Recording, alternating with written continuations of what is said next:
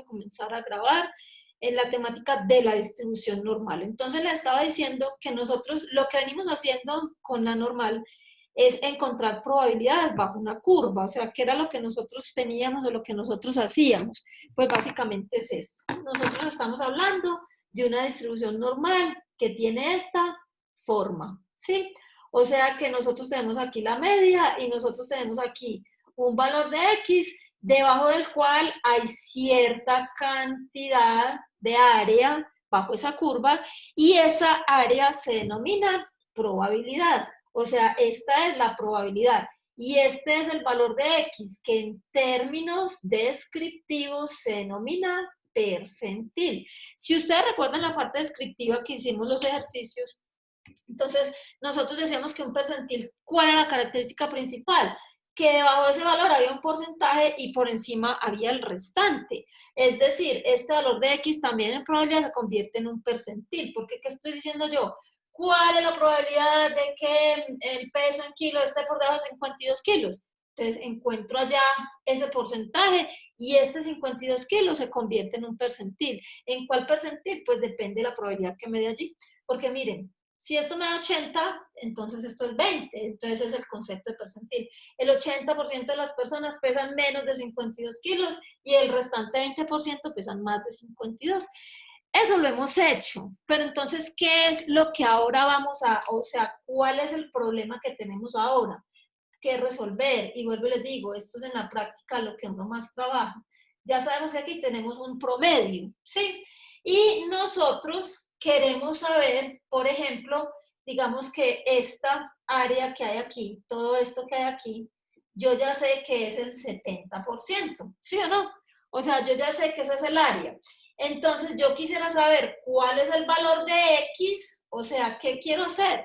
Encontrar el percentil 70. ¿Cuál es el valor de X que hace que el 70% esté por debajo y el restante 30, aquí entonces tenemos el restante 30, esté por encima?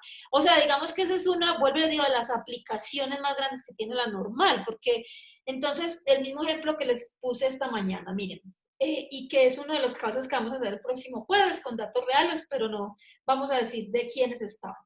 Resulta que yo voy a hacer una selección de una persona para un cargo, ¿sí? Entonces, ¿yo qué hago con esa selección? Hago un examen, ¿sí? Entonces, un examen que va entre 0 y 5 la calificación. Entonces, yo no puedo decir que aquí el percentil 70 es 7 por 5, 35, 3,5. Todos los que sacaron de 3,5 para arriba pasan el examen y siguen el proceso de selección. No, yo no puedo hacer eso. ¿Por qué? Porque yo tengo que saber, pues si todo el mundo se repartiera homogéneamente entre 0 y 5, pero yo tengo que saber cuál es el promedio y cuál es la desviación estándar de ese grupo de personas que va a presentar la prueba para que con base en ese promedio, en esa desviación estándar, yo pueda encontrar ese percentil, ¿sí?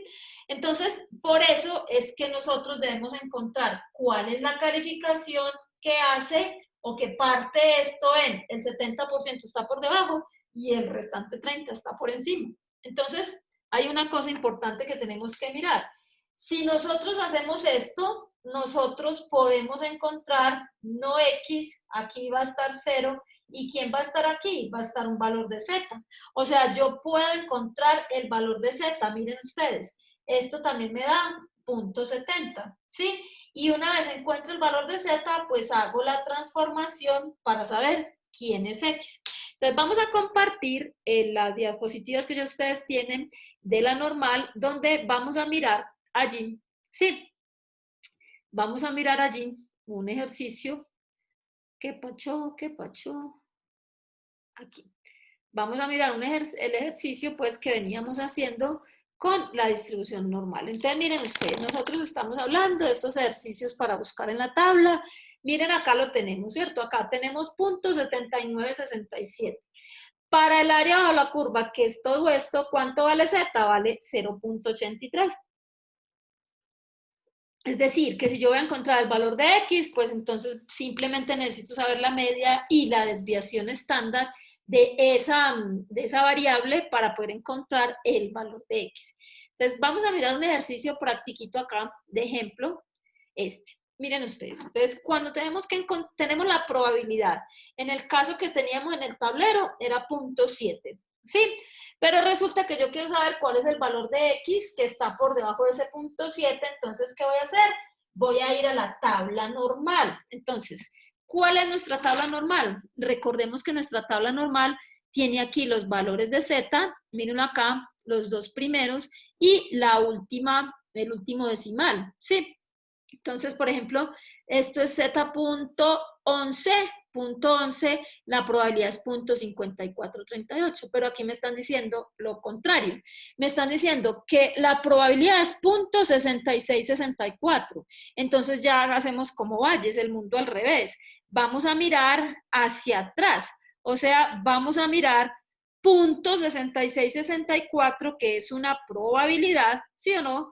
Vamos a mirar cuál es el valor de Z correspondiente. Entonces, ¿dónde vamos a buscar el punto 6664? Pues miren, esto es positivo, ¿verdad? Entonces, empezamos. Como esto es acumulado, miren, punto 59, punto 62, aquí lo encontré. ¿Qué es esto? Eso es una probabilidad. Entonces, estoy diciendo que me dio ahí una probabilidad 0.664. ¿Y cuál es el valor de Z asociado a esa probabilidad? Miren acá, 0.43. Entonces ya encontré la Z. ¿Qué me faltaría hacer? Solamente me faltaría encontrar el valor de X, que ya enseguida vamos a ver cómo lo hacemos. Entonces miren ustedes, yo tengo acá un ejercicio donde pues esta vez no lo hacen en el tablero, porque ya ustedes me acaban de entregar un ejercicio sobre eso. Vamos a mirar este ejercicio que dice lo siguiente, para que veamos la lógica y los planteamientos de los ejercicios. Primero, el volumen que una máquina de llenado automático deposita en latas de una bebida gaseosa tiene una distribución normal con media 150 y desviación estándar 0.63.